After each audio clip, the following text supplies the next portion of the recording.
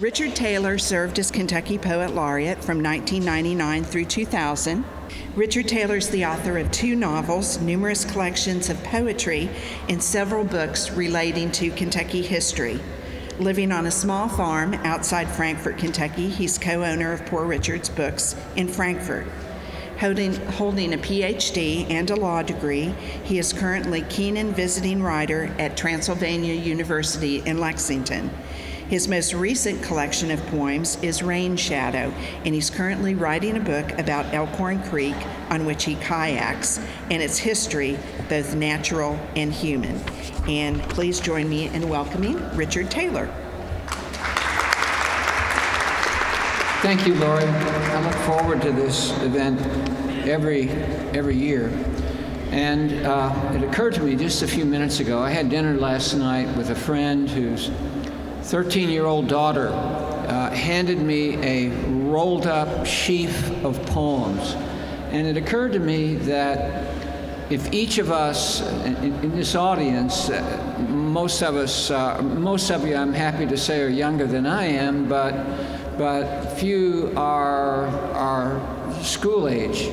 And I'm hoping each of us will take it on ourselves to promote writing with at least one person. If we teach multiple persons, it's important for the literary heritage of this state. So I picked up a pen, Chelsea just graciously gave me another pen that I can share with her, and it's empowering to be commended and in a way endorsed by other writers, by older writers.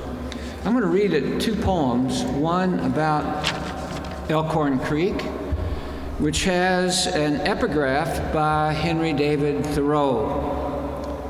Men go fishing all of their lives without knowing it is not fish they are after. The Feast of Silence.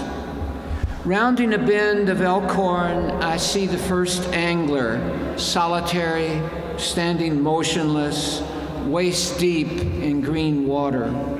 Shafts of saffron light falling short of the shade in which he swishes his fly across the stillness. Air about him laden with an aqua muzziness in which dust motes seem suspended. Around the next, I see more of their number, a pair in a fishing kayak drawn off in a cove, another in a floppy hat hunkered at the water's edge, on a sloping stone that must have fallen from the cliffs above before the first keel scraped Plymouth Rock.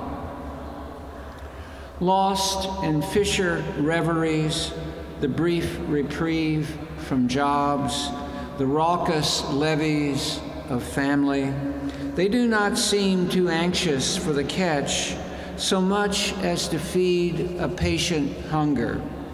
Content to place their lives on hold, they pause like the dragonfly lighting on the knuckle of one paddle hand, to take in the drooping limbs, the scree of an invisible hawk, the white knot of roots on the sycamore whose falling leaves are riddled to gauze by insects. These things that can never be summed, but only relished as a meal more substantial than fish. A stay beyond this creek against the hard symmetries of the world. Beyond the incessant drone of traffic, the hum in this room, and the scrapings of famished souls as they feel themselves replenished, feeding on this feast of silence.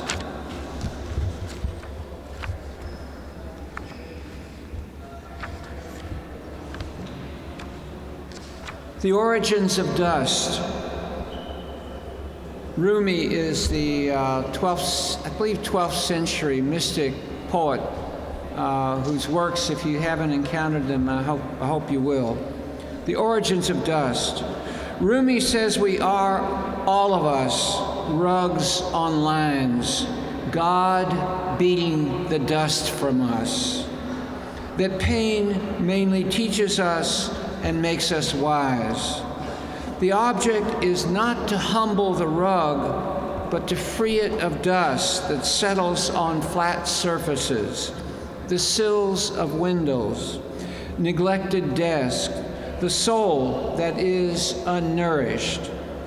Its origins are the great republics of sand and insects, a mix of pollens, the scales and fur of wild animals, our own tired skins, all reuniting with the infinite, flaking, broken into bits, endlessly renewed. Thank you very much.